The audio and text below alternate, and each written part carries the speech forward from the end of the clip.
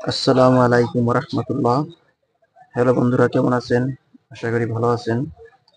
আজকে charging port নিয়ে একটু কথা বলবো। কথাগুলো হলো, আমরা যারা চার্জিং পোর্ট চেঞ্জ করি, অনেক সময় দেখা যায় যে কাস্টমারের মডেল অনুযায়ী আমরা চার্জিং পোর্ট লাগাই না, অন্য একটা পোর্ট লাগাই দিই।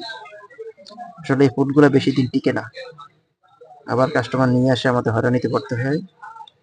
অতএব যদি কেউ এই চার্জিং পোর্টগুলো চেঞ্জ করি, অবশ্যই অরিজিনাল মডেল অনুযায়ী পোর্টগুলো দেওয়ার চেষ্টা করব। আর অনেকে আছে আমরা চার্জিং পোর্ট না চেঞ্জ করে লজিকগুলো চেঞ্জ করে দিই। আসলে লজিক চেঞ্জ করলে বেশিরভাগ সময় দেখা যায় নেটওয়ার্কের সমস্যা, নেটওয়ার্ক ড্রপ করে, ঠিকমতো নেটওয়ার্ক পায় না। এই জন্য আমরা যারা অরিজিনাল যদি কোনো লজিক পাই, তাহলে অরিজিনাল লজিকগুলো চেঞ্জ করার চেষ্টা করব।